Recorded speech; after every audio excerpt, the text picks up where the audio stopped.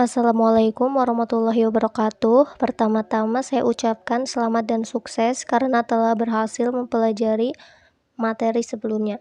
Selanjutnya pada materi ini kalian semua akan mempelajari interaksi antar ruang dan dampaknya. Setelah kalian semua mempelajari materi ini, diharapkan kalian semua mampu mendeskripsikan keadaan penduduk Indonesia yang terdiri atas interaksi antar ruang yang meliputi distribusi potensi wilayah Indonesia dan dampak interaksi antar ruang yang meliputi perdagangan dan mobilitas penduduk. Untuk konsep ruang dan interaksi keruangan. Konsep ruang, apakah ada yang tahu tentang ruang? Selama ini yang kita tahu ruang itu ya ruang tamu, ruang kelas, ruang tidur. Itu tidak salah, itu semua juga disebut ruang. Akan tetapi sebenarnya ada ruang yang jauh lebih luas dari itu. Amati daerah muka bumi tempat kalian tinggal, di mana reliefnya ada yang berupa pegunungan, dataran rendah, atau dataran tinggi. Pengertian ruang ialah sebuah tempat pada permukaan bumi, baik itu secara keseluruhan maupun hanya sebagian yang digunakan makhluk hidup untuk tinggal. Setiap ruang memiliki karakteristik yang berbeda dengan lainnya. Tidak ada satu ruang atau satu tempat pun yang sama persis dengan tempat lainnya. Selanjutnya yaitu interaksi keruangan. Antar ruang atau antar wilayah dapat saling bergantung apabila dalam kondisi satu saling melengkapi atau complementarity. Yang kedua, ada kesempatan antara atau intervening opportunity. Yang ketiga, ada kemudahan transfer atau transferability. Selanjutnya yaitu bentuk ruang dan interaksi keruangan.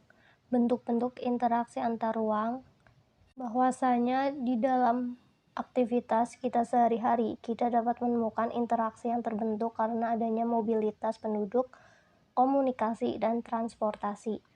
Mobilitas penduduk adalah bentuk interaksi antar ruang dalam bentuk pergerakan dan perpindahan manusia dari satu ruang ke ruang lainnya.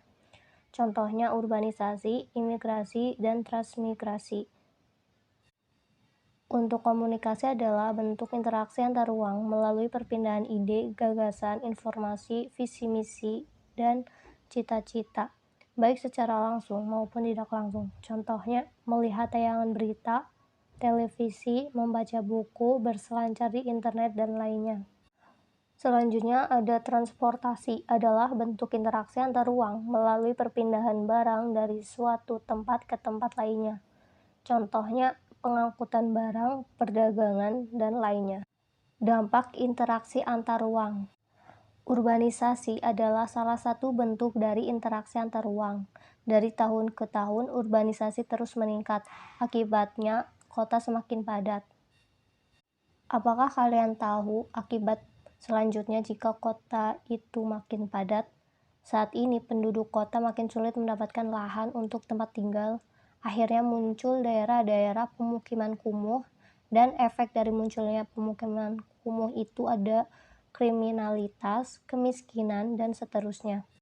Dampak interaksi adanya berkembangnya pusat-pusat pertumbuhan, ada perubahan penggunaan lahan, ada perubahan orientasi mata pencaharian, adanya berkembangnya sarana dan prasarana, adanya perubahan komposisi penduduk, adanya perubahan sosial budaya.